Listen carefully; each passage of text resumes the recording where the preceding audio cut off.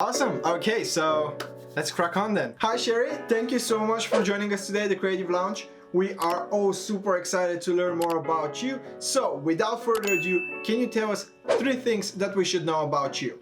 Alrighty, I am Sheri Pavlović, otherwise known as Refashionista Sheri, and I am the upcycling creative DIY diva behind Confessions of a Refashionista. Now, I actually spent over 22 years living and working abroad in Japan, England, Greece, and Germany, and so that really kind of shaped who I am. And I also really believe that anyone, regardless of their age, gender, or finances, can absolutely create their own totally unique, totally feel-good, awesomely ethical eco-fashion. And let me see, what's the last one? Oh yeah, I do everything myself that you see online.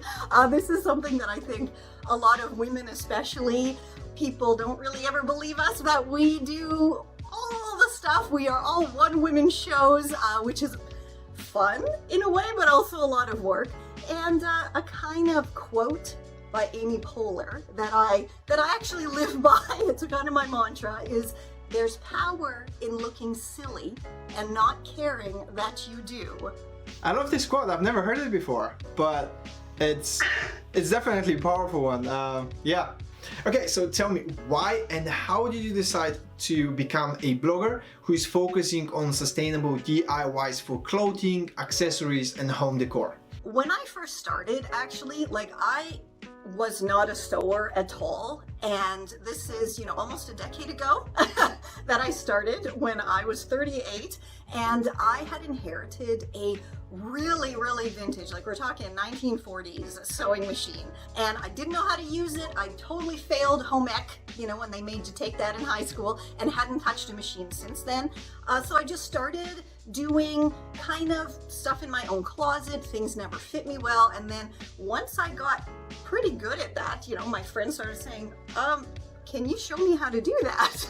And I had already kind of started a blog, and then I thought, you know what, maybe this might be a better idea because I have no idea what I'm doing, and I'm sure there's lots of other people out there who would love to know, if you don't know what you're doing, how can you start kind of refashioning, making your own clothes? And I did, and that's how it all kind of began. Across your platforms, you have this one category that I quite like. It's the celebrities copycat look.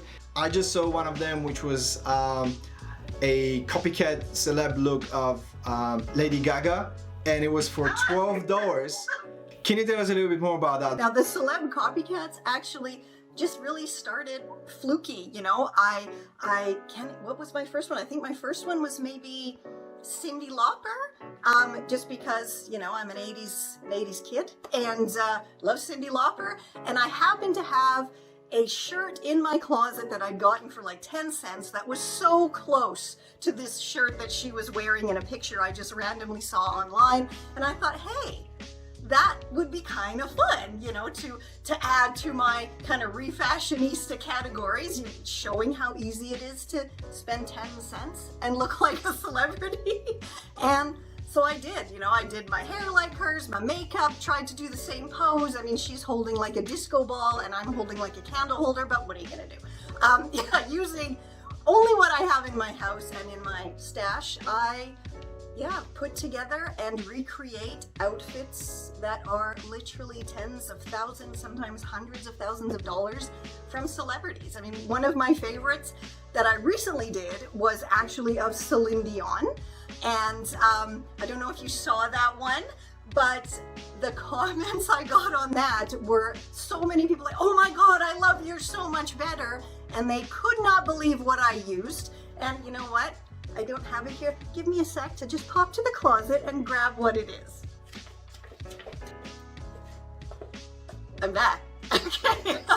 All right, so she had this amazing designer skirt on, and again, it was a few $1,000s.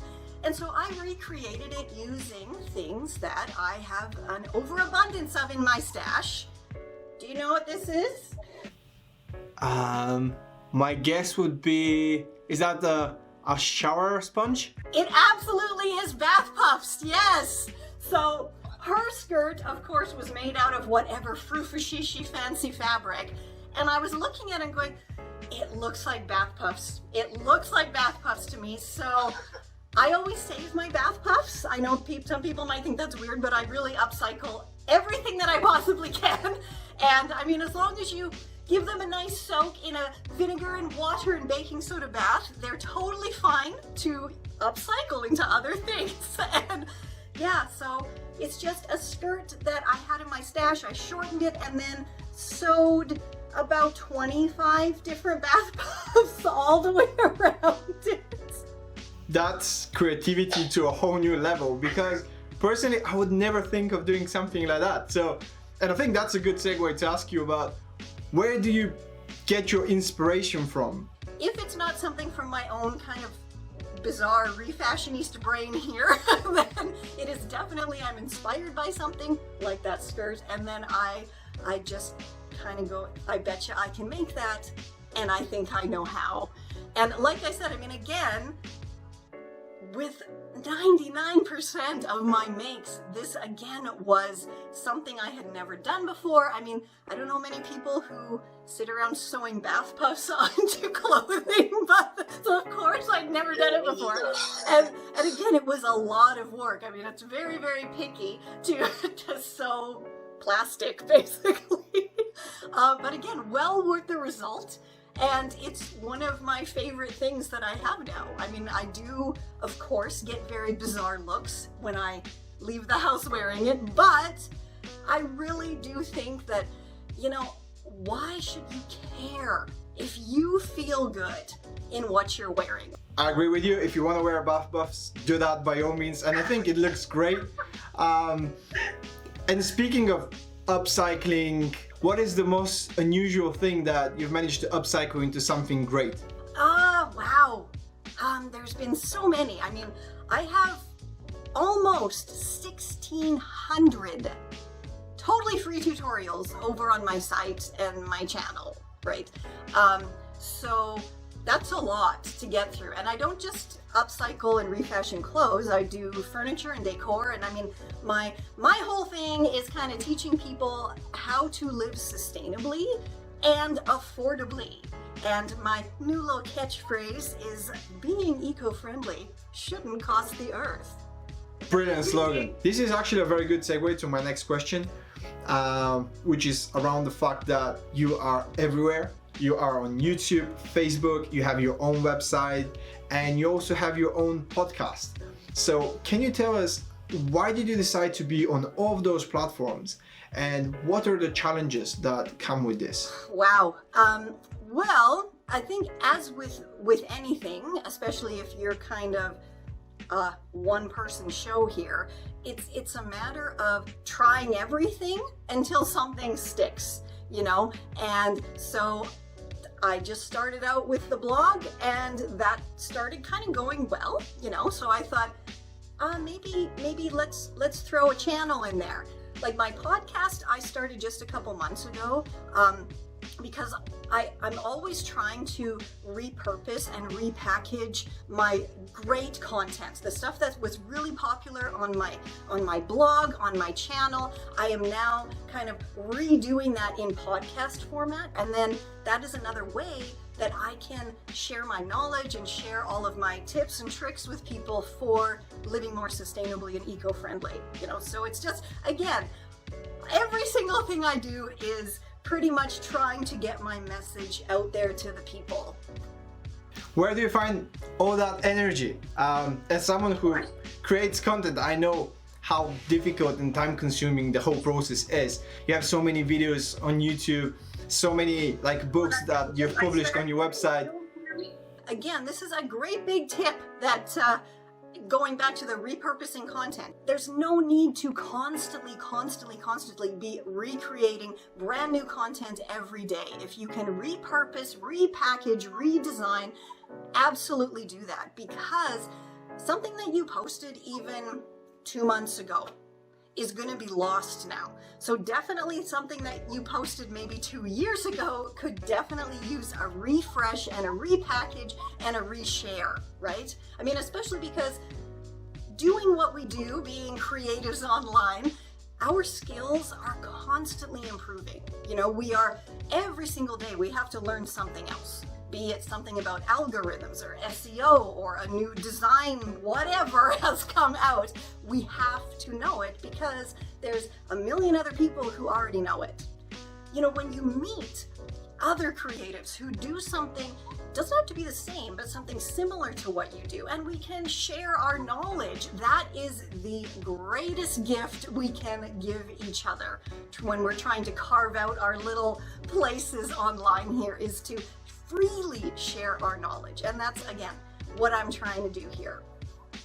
And besides meeting new people, getting that opportunity to exchange knowledge with them, what would you say is one of the biggest rewards that you've gained from starting this blog? Well, I think I'm gonna get a little emotional here.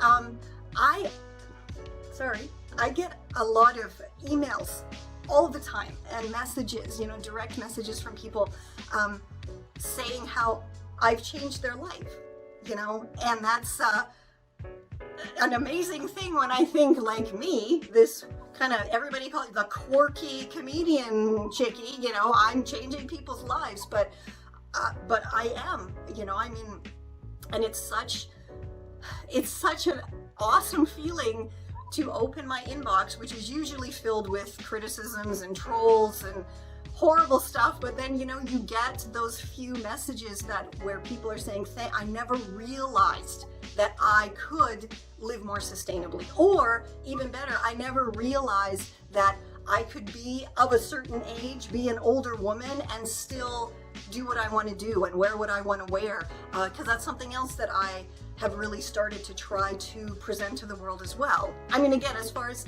impacting me, it's those messages of kindness and letting me know that what I'm doing isn't falling on deaf ears, and I'm not just, you know, shouting into the void of the internet, that it is making a difference to people.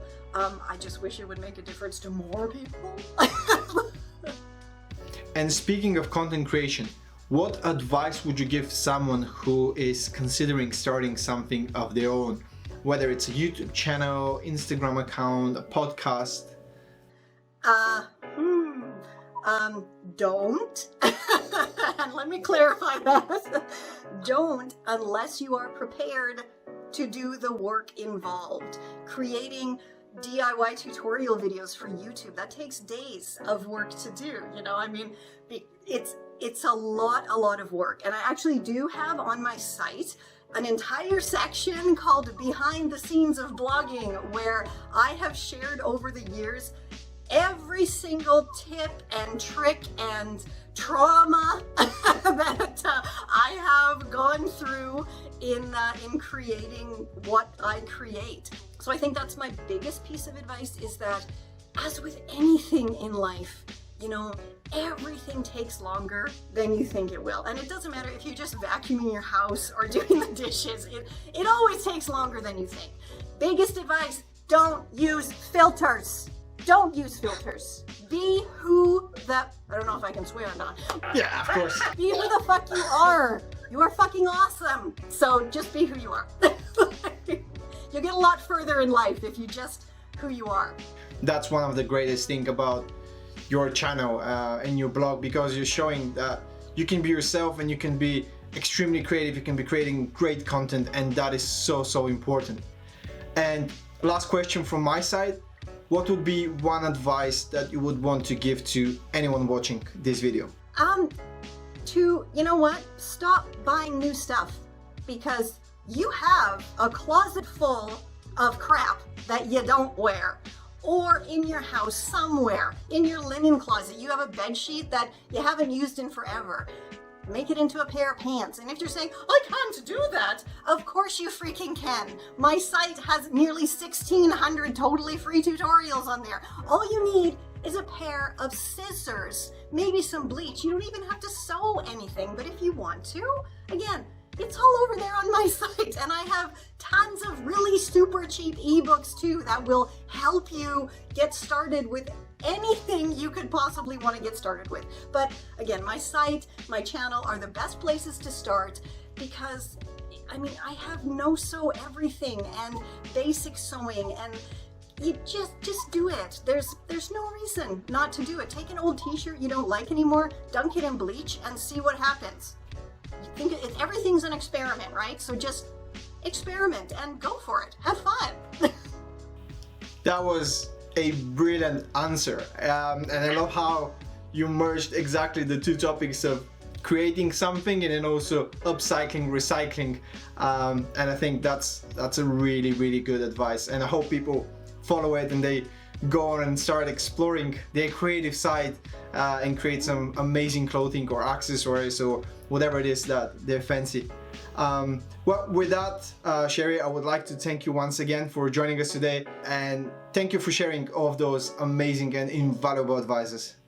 Domo arigato gozaimashita, efkaristo, para poli, ke vielen lieben Dank für deine Zeit. Okay guys, that was everything for today. I hope you enjoyed this interview with Sheri. Don't forget to check out her website, link in the description below. And now go grab your scissors and go create something amazing. From me, Stefan, Dimov, I'll see you next time.